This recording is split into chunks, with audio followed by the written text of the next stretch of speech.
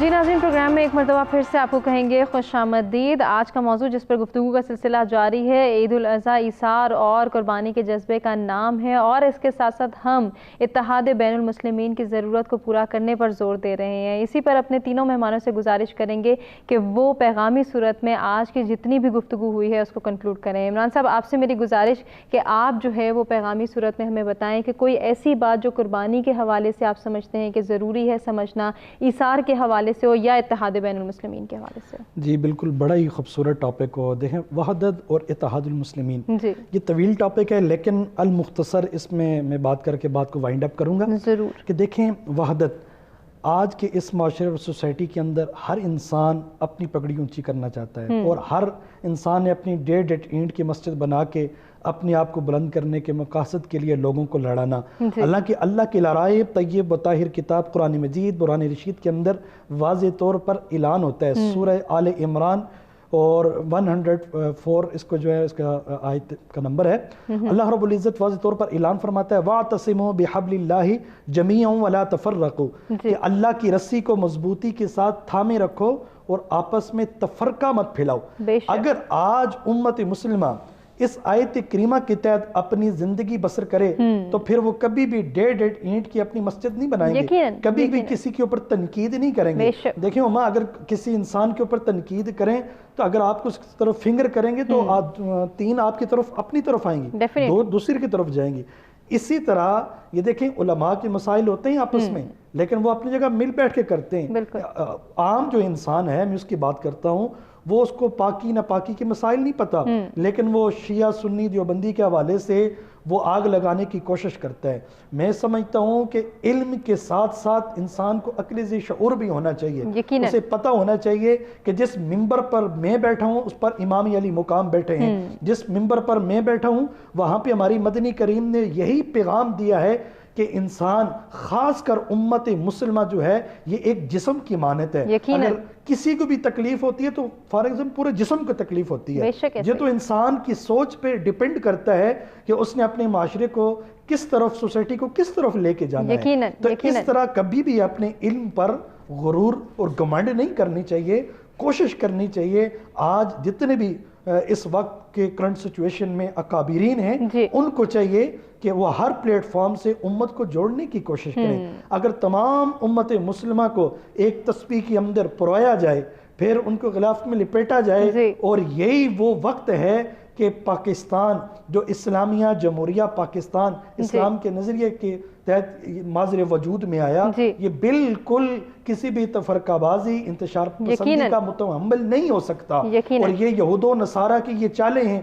जिन्होंने शाम, Iraq, Libya, फ़लस्तीन, कश्मीर के अंदर उन्होंने जो इराक के अंदर आग लगाई है, अब उनकी आंखों में ईरान, पाकिस्तान और सऊदी अरेबिया जो है वो बिल्कुल चुभ रहा है। वो चाहते हैं कि इनके अंदर ऐसी आग मस्कली तौर पर, तफरकाबाजी के तौर पर भड़काई जाए ताकि ना किसी दुश्मन की जरूरत ही ना पड़े। आज हमने अपने जितने भी हमारे उलमाए किराम अकाबिरीन हैं, उनको चाहिए, जितने उलमा के अंदर इख्तलाफात होते हैं, हर इंसान का अपना एक ओपिनियन होता है, हर इंसान का अपना एक पॉइंट ऑफ व्यू होता है, हर इंसान अपनी सोच और नजरिए के साथ चलता है, लेकिन उसे सोचना चाहिए कि हमने उम्मत मुस्लिमा को जोड़ना है बजाय तोड़ने के। इसलिए हमारे वतन अजीज को बिल्कुल इस वक्त जरूरत है कि हमने ये हमारा मुल्क दुनिया के नक्शे पर चमकता रहे, दमकता रहे, और इसके बाद यूं ही खुशी से अपनी जिंदगी आमीन आमीन। आगा साहब, आपका क्या पैगाम है? जी, मैं सिर्फ एक छोटी सी बात, पैगाम भी बीच में हो जाएगा।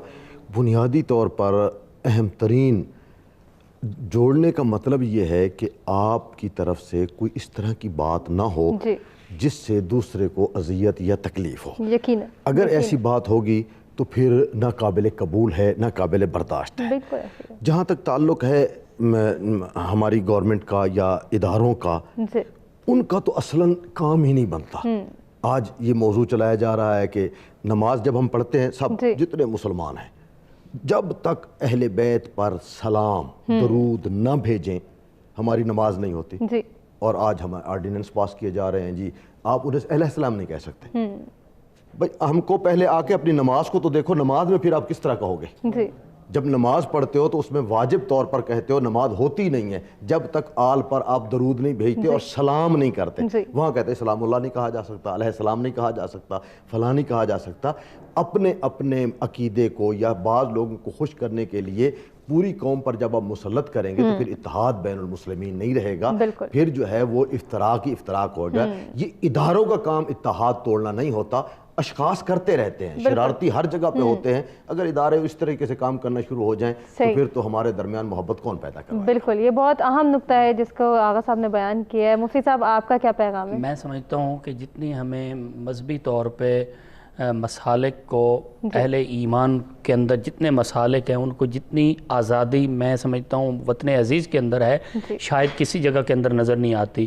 اور اب ہونا یہ چاہیے اتحاد بین المسلمین کا جو ایک خوبصورت منظر ہے, ایک خوبصورت گلدستہ, وہ کیسے بنے گا؟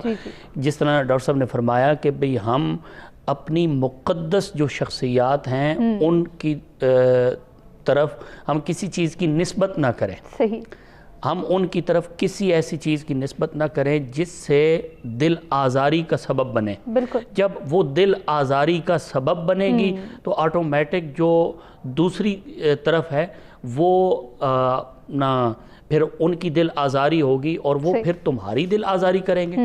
اس لیے جب ہم مقدس شخصیات کا ادب نہیں کریں گے, میں نے پہلے عرض کیا کہ اتحاد بین المسلمین کے اندر اور وحدت کے اندر, اہل ایمان کی جو وحدت ہے اس کے اندر بنیادی چیز ادب ہے. جب ادب نہیں آئے گا تو پھر کوئی بھی چیز جو ہے وہ متفق نہیں ہوگی, متحد نہیں ہوگی. ضرورت اس بات کی ہے, اس امر کی ہے کہ ہمیں آپس میں متحد ہونا چاہیے.